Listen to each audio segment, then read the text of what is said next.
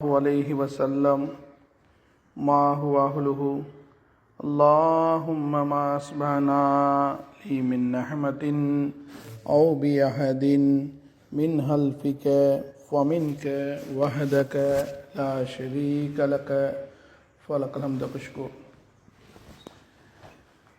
கண்ணியத்துக்குரிய தாய்மார்களே, சகோதரிகளே, அல்லாஹ் சுப்ஹானஹு தஆலா எந்த அமல்களிலே நம்மளை ஈடுபட வைத்திருக்கின்றானோ அந்த அமலை கொண்டே நம்முடைய இறுதியான முடிவை நல்ல முடிவாக ஆக்குவானாக. எந்த அமல்களை கற்றுக்கொள்ள வேண்டும் என்று நியத்தோடு நம்ம உட்கார்ந்திருக்கின்றோமோ அந்த அமலை இஹ்லாஸோடு தக்வாவோடு நாமளும் நம்முடைய பிள்ளைகளும் நம்முடைய குடும்பத்தார்களும் முழு உலக மக்களும் செய்யக்கூடிய தௌஃபீக்கை அல்லாஹ் நமக்கு தருவானாக. கண்ணியத்துக்குரிய சகோதரிகளே, நிறைய பயானாத்துகள் கேட்டுவிட்டோம். பேசுகிறவங்களை விட கேட்குறவங்களுக்கு அதிகமாக இன்னைக்கு தெரியும். பேசுகிறவங்க விட கேட்குறவங்களுக்கு அதிகமாக விளக்கத்தை அல்லாஹ் கொடுத்து விட்டான். பேசுகிறவர் ஒரு விஷயத்தான் பேசுவார், அவர் மனசில் இருக்கோ அதே தான் பேசிடுவார்.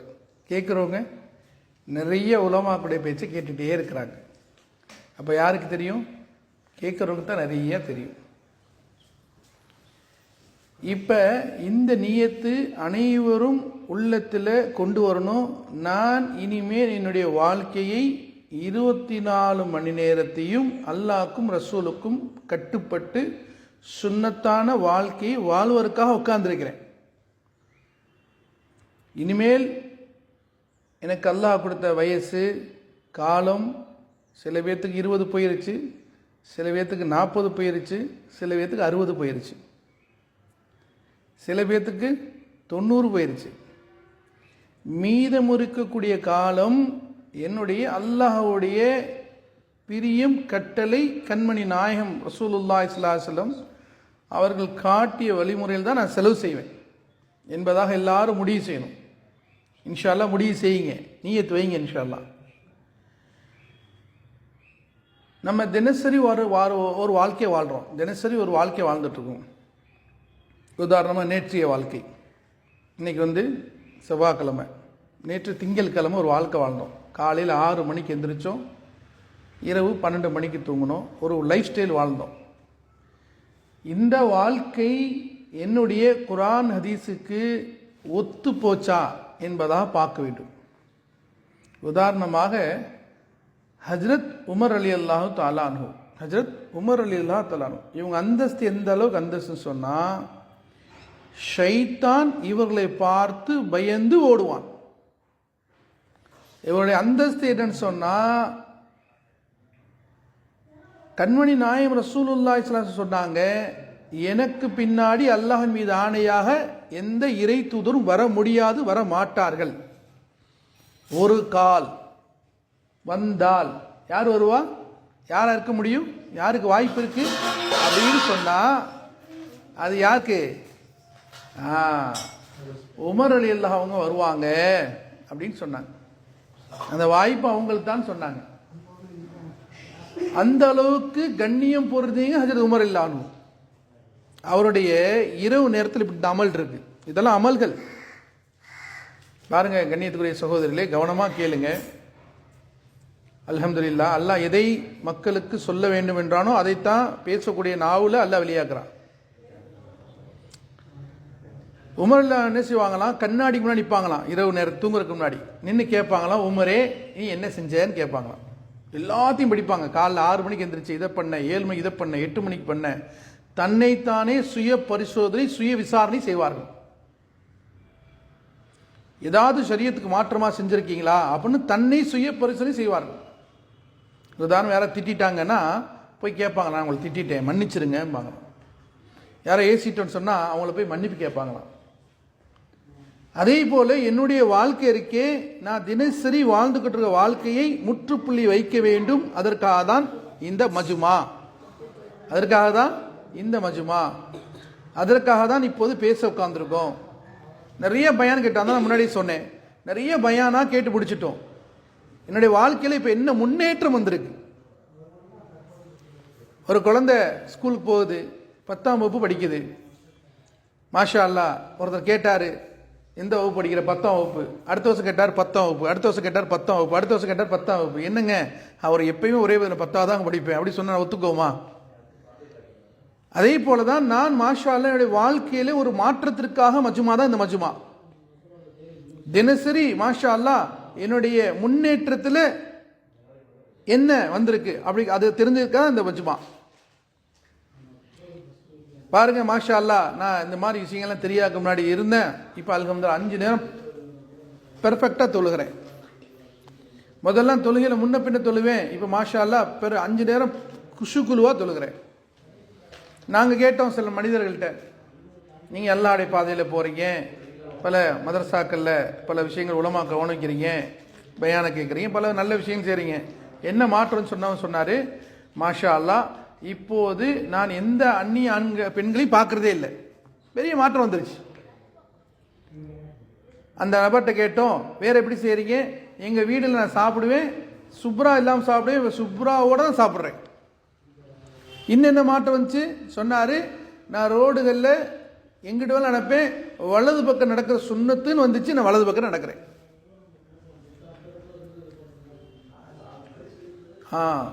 உவைசுல் கர்னி, அவங்க நபி ஸல்லல்லாஹு அலைஹி வஸல்லம் காலத்தில் வாழ்ந்தவங்க.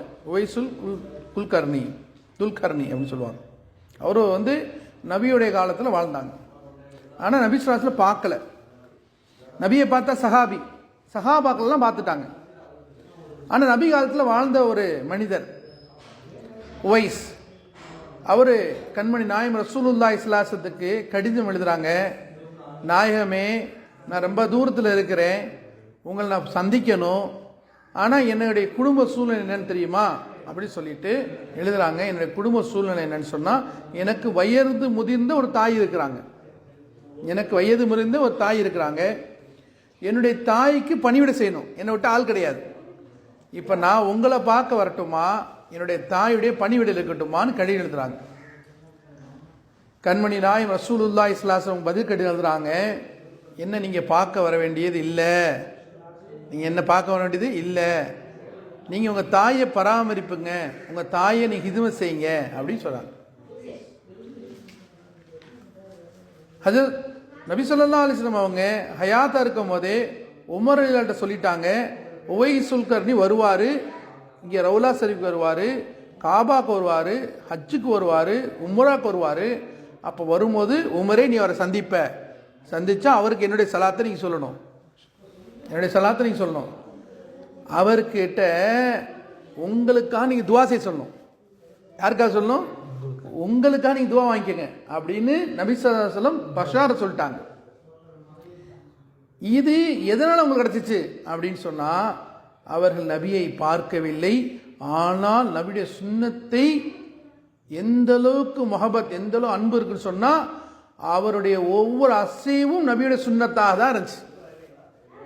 உஹது போரில் நபி ஸல்லல்லாஹு அலைஹி வஸல்லம் பல்லு ஷஹீதாயிடுச்சு, உடஞ்சிருச்சுன்னு கேள்விப்பட்டாங்க. ஒரு கல்லை எடுத்துட்டு ஒரு பல்லை உடைக்கிறாங்க. யாரு? உவைஸ். அப்புறம் சந்தேகம் வருது, இந்த பல்லு உடஞ்சிருக்குமா அந்த பல்லு உடஞ்சிருக்குமா, திருப்பி இதை உடைக்கிறாங்க. இது இல்லை இது இருக்குமோ இதை உடைக்கிறாங்க, இல்லை இதை உடைக்கிறாங்க. உடைச்சு பல்லுல இருக்கிற வாயிலுக்கு எல்லா பல்லையும் உடைச்சு விட்டாங்க, எல்லா பல்லையும் உடைச்சிட்டாங்க. அப்ப எந்த அளவுக்கு நபியை பின்பற்றக்கூடிய மக்களா இருந்தாங்க. இன்னைக்கு இந்த தீனுடைய மஜ்மாக்கள் மூலமாக, தீனுடைய இந்த உழைப்பின் மூலமாக ஒவ்வொரு குழந்தைகிட்டையும், ஒவ்வொரு பெண்கள்கிட்டையும், ஒரு ஆண்கள்கிட்டையும் எதிர்பார்க்குற விஷயம் என்னன்னு சொன்னா, ஒவ்வொரு நடை, உடை, பாவனை, சிந்தனை அத்தனை நபி போல ஆயிருந்துங்க. நம்ம அறகுறையா இருக்கிறது இல்லைங்க, நம்ம அறகுறையா இருக்கிறதே இல்லைங்க. நம்முடைய ஒவ்வொரு செயலும், ஒவ்வொரு நடையும், உடையும், பாவனை எல்லாமே நபி போல ஆயிரும். அதுக்காக தான், அது வர்றதுக்காக தான் இந்த மஜ்மாக்கள் கொடுக்கப்பட்டிருக்கு. மாஷா அல்லாஹ், நான் தீனுடைய விளக்கம் இல்லாத பெண்ணாக இருந்தேன், தீனுடைய விளக்கம் இல்லாத குழந்தையாக இருந்தேன், தீனுடைய விளக்கம் இல்லாத ஆண்களாக இருந்தேன். மாஷா அல்லாஹ், மதரசாவின் மூலமாக பல நல்லவர்களுடைய பேச்சால நான் நிறைய விஷயம் கற்றுக்கிட்டேன். அப்படின்னா என்னுடைய வாழ்க்கையில் என்ன மாற்றம் வந்திருக்கு, இது சுய பரிசோதனை செய்யறதுக்காக இடம் தான் இந்த இடம். வெறுமனே மாஷா அல்லாஹ் பயானை கேட்டுட்டோம் போயிட்டோம் மாஷா அல்லாஹ் முடிஞ்சிருச்சு, அப்படி இல்லை சகோதரர்களே. இன்னைக்கு என்ன அமல் செஞ்சிருக்கோம்? மாஷா அல்லாஹ் இன்னைக்கு நம்ம இஷ்ராக் தொழுகவே இல்லை, மாஷா இஷ்ராக் தொழுகையாளியா ஆயிட்டோம், பெரிய வெற்றி. ஒரு இப்போ 2 நாளைக்கு முன்னாடி ஒரு பெரிய ஒரு ஜோடு சென்னையில் நடந்தது. அங்கே நிறைய விஷயங்கள் பரிமாறிக்கொண்டாங்க. அப்போ கேட்டாங்க உலமாக்கள்கிட்ட, எங்கள் வீட்டில் கனவு இருக்கிறாரு, குழந்தைங்க எல்லாம் ஸ்கூலுக்கு போயிடுறாங்க, தனியாக நான் இருக்கிறேன், நான் தனியாக இருக்கிறேன், என்னுடைய சொந்தக்காரங்க வந்துட்டாங்க, திருமண பத்திரிக்கை கொடுக்க வந்துட்டாங்க, நான் எப்படி நடந்து கொள்ள வேண்டும்? ஷரியத் என்ன சொல்லுது பாருங்க. பெண்களுடைய கவலையை பாருங்க. இஸ்லாத்துடைய நூர் உள்ளத்தில் வந்துருச்சுன்னா சட்டம் என்ன சொல்லுது, ஷரியத் என்ன சொல்லுது, என்னுடைய இஸ்லாம் என்ன வழிகாட்டுது, என்னுடைய கலிமா என்ன சொல்லிக் கொடுக்குது, நான் எப்படி நடக்க வேண்டும், இஸ்லாம் என்ன சொல்லுது, குர்ஆன் என்ன சொல்லுது, ஹதீஸ் என்ன சொல்லுது, இதை அறியக்கூடிய பெண்கள் உருவாகிட்டாங்க. நீங்க மார்க்கத்தில் இன்னைக்கு சமுதாயத்தில் அறியக்கூடிய பெண்கள் உருவாகிட்டாங்க. இப்போ சொல்லப்பட்டுச்சு, இந்த மாதிரி சூழ்நிலையில் ஒரு அந்நியானம் வந்திருக்காரு சொன்னா நீங்க அவர்களை அவாய்ட் பண்ணிருங்க, பதில் கொடுக்காங்க. இந்த ஆளில் போயிடுவாங்க, அப்புறம் வந்துடுவாங்க. இல்லை வந்திருக்காங்க சொந்தக்காரங்க அப்படின்னா, ஒரு குழந்தைய கூட்டு வந்திருக்காங்க, ஒரு பெண்களோட வந்திருக்காங்க அப்படின்னா அவர்களை திரைக்கு அப்பால் இருந்து நீங்கள் பேசி அனுப்பிவிடுங்கள். அவருடைய அந்த விஷயத்தை லேசாக அமைச்சிருங்க. தலையை கீழே போட்டவர்களாக திரைக்கு அப்பால் அவங்க வந்திருக்காங்க, என்ன கொடுத்துட்டு வாங்க, அப்படி வரப்படுங்க, அப்படி மாதிரி சொல்லி முடிச்சுக்கோங்க. எந்த மாதிரி இன்னைக்கு ஷரியத்தை விளங்க வேண்டும் என்று பெண்கள் உருவாயிட்டாங்க. பெண்கள் கேட்குறாங்க, இன்னைக்கு என்ன புர்காவுடைய கலர் எந்த கலர் இருக்கணும், ஷரியத் என்ன சொல்லுது, நான் இந்த கலர் தான் போடணுமா, இந்த கலர் போடக்கூடாதான்? ஒரு பெண் கேட்டாங்க, எப்படி பெண்கள் உடை உடுத்த வேண்டும். பெண்கள் மார்க்கத்தில் புர்காவை அணிகிறோம் என்று ஃபேஷன் ஆயிடுச்சு, புர்கா நீ ஃபேஷன் ஆயிடுச்சு. சொன்னாங்க, அம்மா ஃபாத்திமா ரலியல்லாஹு தஆலா அன்ஹா, அல்லாஹ் அவங்க கபரை பிரகாசமாக்குவானாக, அவர்கள் ஒரு முறை அவங்க வீட்டுக்கு போயிட்டுருக்காங்க, பின்னாடி நபி ஸல்லல்லாஹு அலைஹி வஸல்லம் வந்துக்கிட்டே இருக்கிறாங்க. ஒரு பெண் முன்னாடி நடக்கிறாங்க, பின்னாடி நபியும் நடக்கிறாங்க. முன்னாடி போகிறது ஃபாத்திமான்னு நபிக்கு தெரியாது, ஆனால் ஒரு வயசான ஒரு பெண் போன மாதிரி இருக்கு. அவங்க நேராக போனால் ஃபாத்திமா வீட்டில் நுழைஞ்சிட்டாங்க. நபி பின்னாடியே போகிறாங்க, போனால் ஃபாத்திமாவில் இருக்காங்க. அப்போ ஃபாத்திமாட்ட கேட்டாங்க, நபி கேட்குறாங்க, ஏன் ஃபாத்திமாவே அருமை மகளே, நம்ம வீட்டுக்கு இப்போ வயசான பெண் தான் யார் அவங்க? அவங்க சொன்னாங்க, இல்லை வாப்பா யாரும் வரல. இல்லைம்மா நான் பார்த்தேன், ஒரு வயசான ஒரு மூதாட்டி நம்ம வீட்டுக்குள்ள நுழைஞ்சதை நான் பார்த்தேன், யார் அவங்க? இல்லை வாப்பா நான் தான் வந்தேன். இல்லையே, அது வயசான தோற்றமாக இருந்தது, அது நடை உடையில் அப்படி தான் இருந்துச்சு. இல்லை வாப்பா நான் அல்லாட்ட இப்படி துவா செய்வேன், யா அல்லாஹ் என்னை பார்க்கக்கூடிய ஆண்கள்கிட்ட என்னை வயதான உருவத்தை போல் ஆக்கிது காமிச்சிருன்னு சொல்லி துவா செய்வேன், அதனால் உங்களுக்கு அப்படி தெரிஞ்சிருக்குன்னு சொன்னாங்க. பெண்கள் எப்படி வாழணும் என்று இஸ்லாம் சொல்லி கொடுத்துருக்கு, வரையறுக்கப்பட்டிருக்கு. ஏதோ மதரசாக்கு பிள்ளைகள் போகிறாங்க, அவர்கள் தான் தன்னை மறைத்து கொள்ள வேண்டும், தன்னுடைய கைகளை கால்களை முடிகளை பாதங்களை மறைக்க வேண்டும் என்று சரியே சொல்ல. பொதுவாகவே ஷரியத்துடைய பெண்களுக்கு தன்னை முழுமையாக மறைத்து கொள்ள வேண்டும். அந்த ஜோடில் கூட ஒரு கேட்டாங்க, முழுசாக மறைக்கிறாங்க, முகத்தை மட்டும் திறக்கலான்னு சொல்ல, என்னங்க அதுக்கு விளக்கமாக சொன்னாங்க, முழுசாக புர்கா போட்டிருக்கோம், ஏன்னா நீங்கள் இந்த சட்டத்தை தெரிஞ்சுக்கொள்ளணும், இந்த சட்டத்தை நீங்கள் தெரிஞ்சுக்கொள்ளணும். நாங்கள் முழுசாக புர்கா போட்டிருக்கோம், பெண்கள் கேட்டாங்க, முழுசாக புர்கா போட்டிருக்கோம், முகம் மட்டும் தானே தெரியுது, கை மட்டும் தான், இதில் என்ன தப்பு இருக்குது அப்படி கேட்டாங்க. அப்போ சொன்னாங்க, ஒரு பெண்ணை திருமணம் முடிக்கிறதுக்காக பார்க்க போகிறாங்க, அப்போ என்ன பார்க்குறாங்க, முகத்தை தான் பார்க்குறாங்க, வேற எதுவும் பார்க்குறது, முகத்தை பார்த்தா என்னங்க அகத்தின் அளவு முகத்தின் தெரியும், முகத்தை பார்த்து, அதனால மறைக்க வேண்டின்னு சொன்னால் எல்லாத்தையும் மறைக்கணும். பெண்கள் எல்லாத்தையும் மறைக்கணும். எந்த அளவுக்கு சரியா சொல்லப்படுதுன்னா, ஒரு பெண்ணுடைய பேர் கோஷா, ஒரு பெண்ணுடைய முடியும் கோஷா. அதாவது நீங்கள் பழைய காலத்தில் பத்திரிக்கையில் பார்த்துருப்பீங்க, என்னங்க திருமண பத்திரிக்கையில் பெண்ணுடைய பேர் போட மாட்டாங்க, நூரே சஸ்மின்னு போடுவாங்க, நூரே சஸ்மி, பெண்ணுடைய பேர் இல்லை. இன்னைக்கு மாஷா அல்லாஹ் தீன் உழைப்பு விட்டதனுடைய கை சேதம், தீன் உழைப்பு விட்டதுடைய கை சேதம், ஷரியத்துடைய உழைப்பு இல்லாதனுடைய கை சேதம், ஷரியத்தை விளங்காததின் பரக்கத்தின்மை என்ன ஆயிடுச்சுங்க, மணமகளை மேடை ஏற்றி விடுகிறார்கள், மணமகளுடைய புகைப்படத்தை என்னங்க ரோட்டுக்கு முன்னாடி வச்சிடறாங்க. அல்லாஹ் மன்னிக்க வேண்டும். இதை கொண்டு பரக்கத் நிச்சயமா உருவாகாது. இதை கொண்டு பரக்கத்துக்கு நேர் மாற்றமான தன்மைகள் உருவாகும். கண்ணியத்துக்குரிய சகோதரர்களே, நம்ம நிறைய பயானத்தான் கேட்டு முடிச்சிட்டோம். அதனால இன்னைக்கு அல்லாஹ் உள்ளத்துல சில விஷயங்கள் இப்படி போடுறான். இன்னைக்கு ஷரியத் விஷயங்களுக்கு சொல்லணும் தோணு சொல்லியாச்சு. ஷரியத்தை ஒரு ஆண் முழுமையாக கற்றுக்கொள்ள வேண்டும், பெண்ணும் கற்றுக்கொள்ள வேண்டும். எனக்கு ஷரியத் தெரியான்னு யாரும் அல்லாட்ட சொல்ல முடியாது. ஒவ்வொரு ஆணும் ஒவ்வொரு பெண்ணும் இல்மை கற்றுக்கொள்வது அந்த மனிதன் அந்த பெண் ஆண் மேல வாஜிப். அதுக்கு தான் மதரசாக்கள், அதுக்கு தான் நிஸ்வான்கள், அதுக்கு தான் மக்தபுகள். எனக்கு சட்டம் தெரியாது, எனக்கு இஸ்லாத்தை தெரியாது அப்படின்னு யாரும் சொல்ல முடியாது. ஏன்னா இஸ்லாத்தை கற்றுக்கொள்வது ஒரு கலிமாவுடைய ஆண் பெண் மேல வாஜி, பொறுப்பு, கட்டாய கடமை. அதுக்காக தான் மதரசாக்கு வாங்க, உங்க பிள்ளைகள் அனுப்புங்க. இன்னைக்கு நம்ம நிறைய ஒரு தவறான விஷயத்தை எடுத்துக்கிட்டோம். மதரசான்னு சொன்னா அது யாருக்கு தெரியுமா? என்னுடைய மகளுக்கு தான் மதரசா, சின்ன பிள்ளைக்கு தான் மதரசா. மதரசா யாருக்குன்னா என்னுடைய பேத்திக்கு மதரசா, என்னுடைய தம்பி மகளுக்கு மதரசா, என்னுடைய தங்கை மகளுக்கு மதரசா. எனக்கு மாஷா அல்லாஹ் எனக்கு குர்ஆன் ஓத தெரியாது, எனக்கு அது மதரசா இல்லை. மதரசா என்றால் அனைவருக்கும் உண்டான மதரசா. மதரசா என்றால் அனைவருக்கும் பாடம் கற்றுக் கொடுக்கக்கூடிய இடம். அது பள்ளிவாசல் இருக்கு. யாருக்கு இருக்கு? 5 வயசுல இருந்து ஹயாத்தா இருக்க வரைக்கும் தொழுகை வந்துருச்சு. கண்மணி நாயம் ரசூலுல்லாஹி சொல்றாங்க, உங்க குழந்தைக்கு 7 வயசு ஆயிருச்சா தம்பி தொழுன்னு சொல்லணும்.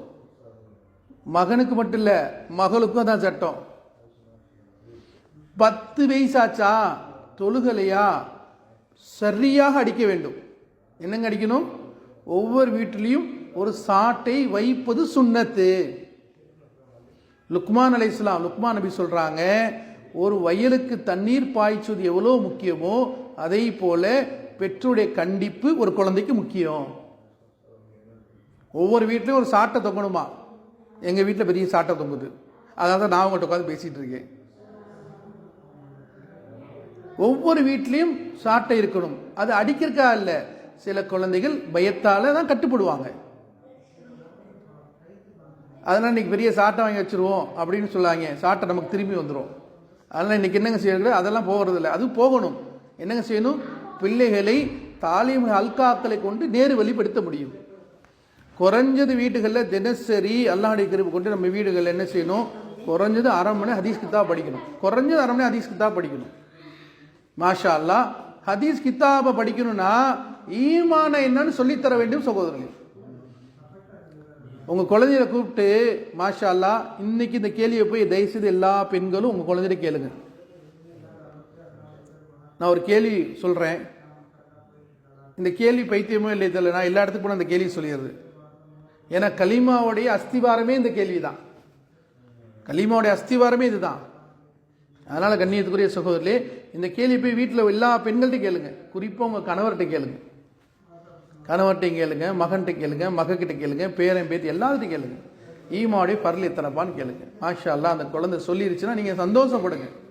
சொல்லலையா ஒன்றும் வருத்தப்படாதீங்க. அதுக்குண்டான வேலையை பாருங்க. அதுதான் மதரசா. அதுக்கு தான் இங்கே சொல்லித்தரப்படுது. நேராக நம்ம மதரசாக்கு வாங்க. நம்ம மதரசாவில் உட்காந்து மாஷா அல்லாஹ் பாருங்க, இன்னைக்கு காலத்தில் இந்த ஆலிமாக்கள் மாஷா அல்லாஹ் ஒரு பக்கம் குடும்ப வாழ்க்கை, ஒரு பக்கம் குழந்தைகளை பார்க்கணும், ஒரு பக்கம் வீட்டுக்காருக்கு சமைச்சு கொடுக்கணும், ஒரு பக்கத்து பல வேலைகள் இருக்கு. இதெல்லாம் விட முக்கியம் என்னங்க, பல குடும்ப உறவுகளுக்கு சில கடமை இருக்கு. இதெல்லாம் செஞ்சுக்கிட்டே எப்படியாவது நான் இந்த பிள்ளைகளுக்கு எனக்கு தெரிஞ்ச மார்க்க கல்வியை கற்றுக் கொடுக்கணும். இந்த ஆலிமாக்கள் வர்றாங்களே மாஷா அல்லாஹ், இதோட பெரிய பாக்கியம் என்ன உங்களுக்கு? அவங்க வரக்கூடிய நோக்கம் என்ன தெரியுமா? என்னுடைய உறவுகள், என்னுடைய சகோதரிகள், என்னுடைய சகோதரி பிள்ளைலாம் சொர்க்கம் போகணும் ஆசை தான், வேற ஒன்றும் இல்லை. இங்கே 1 லட்ச ரூபா சம்பளம் தரல, 2 லட்சம் தரல, 10,000 20,000 தரல, என்னங்க தர்றோம்? மாஷா அல்லாஹ். நமக்கு இந்த வீட்டுக்காரங்க மாஷா மோசம் நடத்துறாங்க, என்ன கொடுக்குறாங்க? என் வீடுகள் அல்லாஹ்வுடைய கலீமாவை கொண்டு ஓங்கணும், இதுதான் இவங்களுக்கு ஆசை. இல்லை பரவாயில்ல நடத்துங்கன்னு சொல்லி ஒரு இடத்துல ஃபண்டு வருதா? இல்லை சகோதரிகளே. நாளை கியாமத் நாள் ஆரம்பிக்கும் பொழுது எல்லா உலகம் அழிக்கப்படும். குறிப்பாக பள்ளிவாசல் அல்லாட்ட உயர்த்தப்படுமா? மஸ்ஜிது அல்லாட்ட உயர்த்திடும். மதரசாக்கள் உயர்த்தப்படும். மஸ்ஜிதில் நடக்கக்கூடிய அத்தனை அமலும் மதரசாக்கள் நடக்குது. மதரசா தான் இஸ்லாத்துடைய கோட்டைகள். இஸ்லாத்தை பாதுகாக்கக்கூடிய கோட்டை மதரசாக்கள். இஸ்லாத்தை பாதுகாக்கக்கூடிய அமல்கள் மஸ்ஜித் நடக்குது. கலிமாவை பாதுகாக்கக்கூடிய அமல்கள் பள்ளிவாசல் நடக்குது. கலிமாவை மரணம் வரைக்கும் பாதுகாக்கக்கூடிய உழைப்பு தாவத்துடைய உழைப்பு. ஈமான மரணம் வரைக்கும் பாதுகாக்கணும்னா தாவத் உழைப்பு செஞ்சாகணும். புரியுமா சொன்னா தப்லீக் செஞ்சாகணும், ஜமாத்தில் போய் ஆகணும். இதைத்தான் குர்ஆன் ஹதீஸ்ல நன்மையை ஏவுவார்கள் தீமையை தடுப்பார்கள் சொல்றாங்க. வேற ஒன்றும் இல்லைங்க. மொத்தம் இஸ்லாத்துல 1400 வருஷத்துக்கு முன்னாடி நபிசுல்லாசன் காலத்துல பெரிய அளவில் கலிமா ஏற்றுக்கொண்ட மக்கள் யார் ஏற்றுக்கிட்டா? 5 பேர் ஏற்றுக்கிட்டாங்க. ஒன்று இருக்கே, கண்மணி நாயம் ரசூலுல்லாஹி ஸல்லல்லாஹு அலைஹி வஸல்லம் இறை செய்தி வந்துருச்சு, நடுங்கி போய் உட்காந்துருக்காங்க, பயத்தில் உட்காந்துருக்காங்க. நான் ஜிப்ரீலை பார்த்தேன், அவர் அப்படி இருந்தாரு இப்படி இருந்தாரு அப்படின்னு காய்ச்சி அடிச்சு உட்காந்துருக்காங்க. என்னங்க, கடும் குளிரில் உட்காந்துருக்காங்க, கடுமையான காய்ச்சல் உட்காந்துருக்காங்க. கூட யார் இருக்கா? பலமா அம்மா கதீஜா இருக்காங்க, உம்முல் முஃமினீன், உம்மத்துடைய தாய். பெண்கள் இப்படி தாங்க இருக்கணும். வீட்டுக்காருக்கு தீன் உழைப்புல இப்படி தான் பக்கபலமாக இருக்கணும். நீங்கள் போயிட்டு வாங்க, காலையில் டீயை கூட்டு என்ன செய்யணும், கஷ்டத்தில் போயிட்டு வாங்க, ஜமாத்தில் போயிட்டு வாங்கன்னு சொல்லணும். அதுக்கு தான் பெண்கள் இன்னைக்கு என்னங்க. அதே போல் கூட யார் இருக்கிறா அப்படின்னு சொன்னால் அபூபக்கர் இருக்காங்க, சித்திக் நம்முடைய நெருங்கிய நண்பர், அவங்க கூட இருக்காங்க. இன்னும் கூட யார் இருக்கா? அலியில் வயசு என்ன தெரியுமா? 7 வயசு 8 வயசு. இன்னொருத்தர் இருக்காரு ஹாரிஸ் ரலியல்லாஹு அன்ஹு, அவங்க அடிமை. அம்மா கதீஜாக்கு 55 வயசு, நபிக்கு 40 வயசு, அபூபக்கருக்கு 42 43 வயசு, அலிக்கு 8 வயசு. அடிமை ஒருத்தர், அவர் எதுக்கும் அடிமைக்கு எந்த விதமான ராயல்ட்டி கிடையாது. அடிமை தன்னுடைய சுயமா சாப்பிடக்கூட முடியாது, தண்ணி கூட கொடுக்க முடியாது அந்த காலம். இந்த 5 பேர் உட்காந்து ஆலோசனை செய்யறாங்க. இன்னைக்கு பாருங்க, நாங்க 5 பேர் உட்காந்துருக்கோம் மாடியில், நாங்கள் உட்காந்து ஆலோசனை செஞ்சு பேசிட்டு இருக்கோம். என்ன செய்யறோம்? எல்லாத்தையும் சொர்க்கத்துக்கு தான் ஆசை, வேற எந்த ஆசையும் இல்லை எங்களுக்கு. அதே போல 1400 வருஷத்துக்கு முன்னாடி 5 பேர் உட்காந்து ஆலோசனை செய்யறாங்க, எப்படியாவது கியாமத் வரக்கூடிய மக்களையும் எல்லாம் சொர்க்கத்துக்கு கூட்டு போகணும். இதுதான் ஆலோசனை செஞ்சாங்க. நடந்துச்சா இல்லையா? இப்ப பேசக்கூடிய நாமளும் சரி, கேட்கக்கூடிய நீங்களும் சரி, உலகத்துல கலீமாவை ஏற்றுக்கொண்ட மக்கள் எத்தனை இருக்காங்க? 200 கோடி மக்கள் இருக்காங்க. 200 கோடி மக்களை உருவாக்கியது யார்? அந்த 5 நம்முடைய கவலை. வயசான அம்மா கதீஜாவோட கவலை, நபியோட கவலை, அவருக்கு அபூபக்கர் சித்திக்குடைய கவலை, அதில் அலியில 8 வயசு குழந்தையோட கவலை, ஹாரிஸ் ரலியல்லாஹு ஒரு அடிமை, அவருடைய கவலை. இன்னைக்கு கலீமாவுடைய மக்கள் 200 கோடி இருக்கிறாங்க. இதை கொண்டு உம்மத்தே முஹம்மதியாவுக்கு ஹஜ்ரத் நாயிம் ரசூலுல்லாஹி ஸல்லல்லாஹு அலைஹி வஸல்லம் சொல்லக்கூடிய தகவல் என்ன தெரியுமா? என்ன சொல்ல வராங்க புரியுதா? அப்படின்னா, ஓ முஸ்லிம்களே, நீங்க மட்டும் அமல் செஞ்சு மௌத்தா போயிடாதப்பா, நீ மட்டும் திக்ர் செஞ்சு மௌத்தா போயிடாதப்பா, நீ மட்டும் தொழுது சஜ்ஜா செஞ்சு மௌத்தா போயிடாதப்பா, நீ மட்டும் தர்மம் செஞ்சு மௌத்தா போயிடாதப்பா. நீ என்னெல்லாம் செய்யறியோ எல்லாத்தையும் செய்ய வச்சு மௌத்தா போ. நீ என்னெல்லாம் செய்யறியோ அதையெல்லாம் செய்ய வச்சு மௌத்தா போ. ஒரு தாய், ஒரு தீனுடைய உழைப்பு செய்யக்கூடியவர், பிறர் நலவை நாடக்கூடியவர் மௌத்தாயிட்டாரு. இப்படிங்க இவருடைய பட்டோலம் மூடப்படுறதில்லை. உதாரணத்துக்காக ஒரு மதரசா நடத்தினார். அந்த மதரசா நடத்துவரும் மௌத்தா போயிட்டாரு. அந்த மதரசாவில் 100 பிள்ளை ஓதுனாங்க, இவர் மௌத்தாயிட்டாரு. நன்மை போகாதா? போய்கிட்டே இருக்கும். ஒரு பள்ளியாசு கட்டினாரு, மௌத்தாய் போயிட்டாரு. அங்கே மக்கள் தொழுவ மாட்டாங்களா? தொழுவாங்க, போய்கிட்டே இருக்கும். அல்லாஹ்வுடைய பாதையில் வாங்க, ஒரு 40 நாளைக்கு வாங்க, ஒரு 3 சில்லாக்கு வாங்க, ஒரு 3 நாளைக்கு வாங்கன்னு சொல்லி கூப்பிட்டு போனாரு. சொன்னாரு, சூரா ஃபாத்தியா ஓது பண்ணாரு. கூப்பிட்டு போனவருக்கு சூரா ஃபாத்தியானா என்னன்னே தெரியல, சூரா ஃபாத்தியா சொல்லி கொடுத்தாரு. 3 நாள் ஜமாத்தில் போய் சூரா ஃபாத்தியா அல்கம் சூரா கற்றுக்கிட்டு வந்துட்டாரு. அவர் கூட்டு போன மௌத்தா போயிட்டாரு. இவர் ஓதுறாரு சூரா ஃபாத்தியா. நன்மை போகாதா? இதுதாங்க ஒரு முஸ்லீமுடைய அடிப்படை பண்பாக இருக்க வேண்டும் சகோதரி. இதுக்காக தான் இன்னைக்கு இந்த மஜ்மா இன்னைக்கு பேசக்கூடிய விஷயங்கள் என்னங்க, என்னுடைய வாழ்க்கையில என்ன வந்திருக்கு, நான் என்ன செய்ய, என்னுடைய பொறுப்பு என்ன, இதை விளங்குறதுக்காக கூடியிருக்கோம். மாஷா அல்லாஹ், நல்லா பேசினாருங்க, நல்லா பயான் அடைச்சிங்க, கேட்டோங்க, என்ன பேச்சுங்க, அப்படிங்க இப்படிங்க, அதோட போறதில்ல சகோதரர்களே. மாஷா அல்லாஹ், இனிமேல் நாம் ஒவ்வொருத்தரும் முடிவு செய்ய வேண்டும். ஒவ்வொருத்தரும் முடிவு செய்யணும். என்ன முடிவு செய்யணும்னு சொன்னா, நான் என்னுடைய 24 மணி நேரத்தையும் என்னுடைய இஷ்டத்திற்கு நான் செலவு செய்ய மாட்டேன். இந்த நிமிஷம் முடிவு செய்யணும் எல்லாரும். நான் பேசக்கூடிய ஒவ்வொரு வார்த்தையும் குர்ஆனுக்குள்ள ஹதீஸ்க்குள்ள இருக்கும். நான் யாரை சந்திச்சாலும் அவர் இஸ்லாத்துடைய சட்டத்திட்டத்துக்கு கட்டுப்பட்டவர்களாக சந்திப்பேன். என்னுடைய நடையும் இஸ்லாத்துக்குள்ள வந்துடும், என்னுடைய உடையும் ஷரியத்துக்குள்ள வந்துடும், என்னுடைய பேச்சும் ஷரியத்துக்குள்ள வந்துடும், எல்லாம் வந்துடும். நேரத்தை எப்படி செலவு செய்வேன் அதுவும் ஷரியத்துக்குள்ள வந்துடும். குறிப்பாக இன்னைக்கு நேரத்தை சாப்பிடக்கூடிய பெரிய வைரஸ் என்னங்க? செல்போன். நேரத்தை சாப்பிடக்கூடிய பெரிய வைரஸ் என்ன? செல்போன். உடம்புல ஒரு ஒட்டுண்ணி வந்துருச்சு, ஒரு பாக்டீரியா வந்துருச்சு.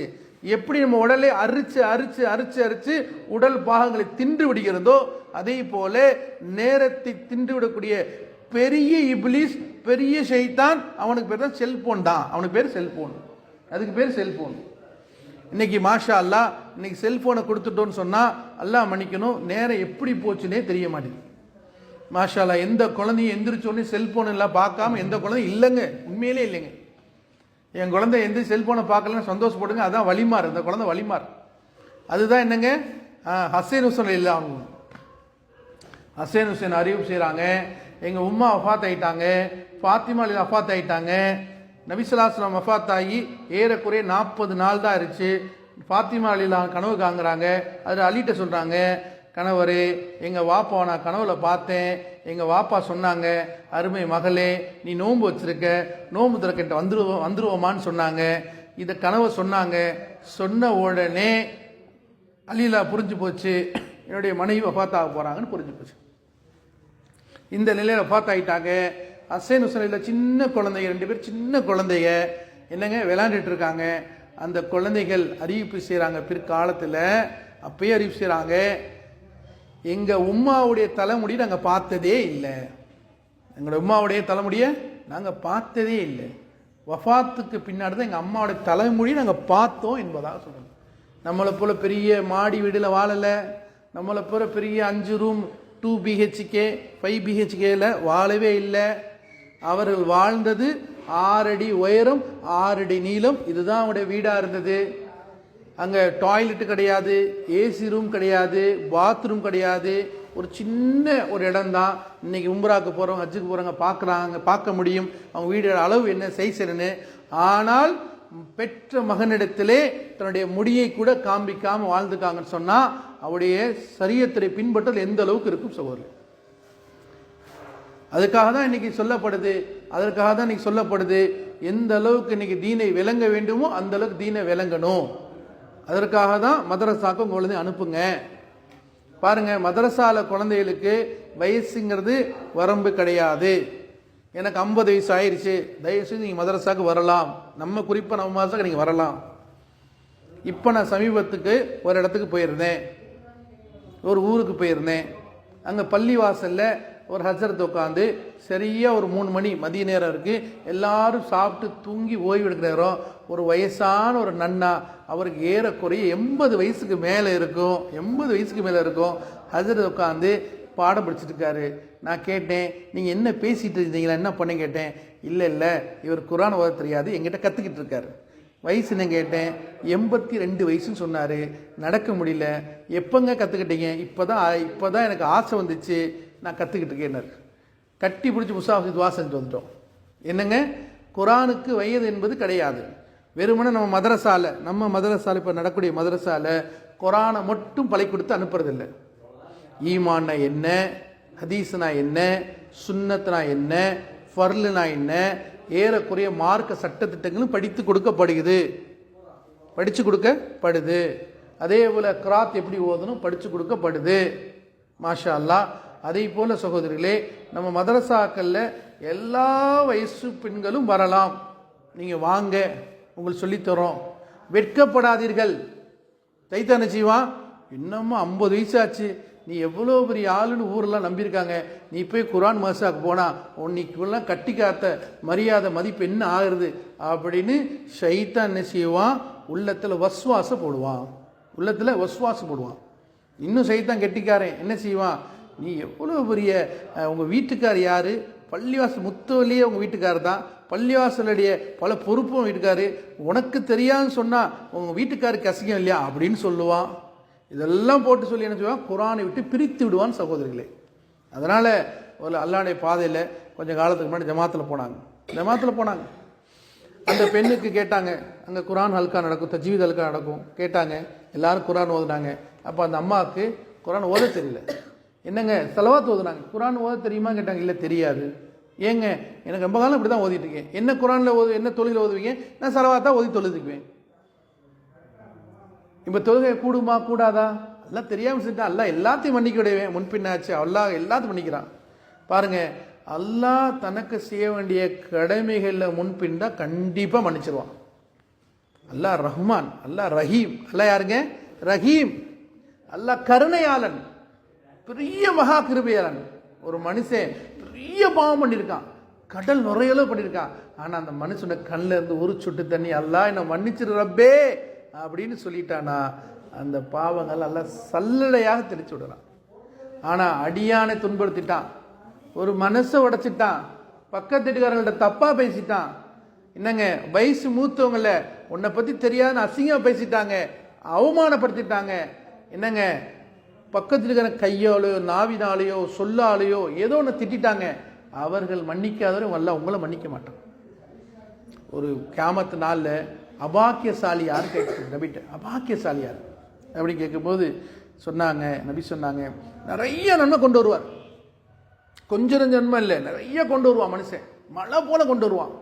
பார்த்தா இவனை திட்டியிருப்பான், கொஞ்சம் பிடிங்கி கொடுத்துருவாங்க நன்மையை. இவனை ஏசி பேசியிருப்பான், அவனை பிடிங்கி கொடுத்துருப்பாங்க. இவனை ஏதோ சின்ன சின்ன விஷயங்கள் தான், பெருசு இல்லை. எல்லாம் போட்டு கடைசியில் பார்த்தா ஒன்றுமே இருக்காது. இன்னும் மக்கள் சொல்லுவாங்க, இப்படி செஞ்சார் அப்படி செஞ்சார் அப்படி செஞ்சார் அப்படி எல்லாம் சொல்லுவாங்க. எதுவுமே நன்மை இல்லை, எல்லா பாவத்தையும் கொடுத்துருமாமா. இவர்கள் தான் அபாக்கியசாலிகள்.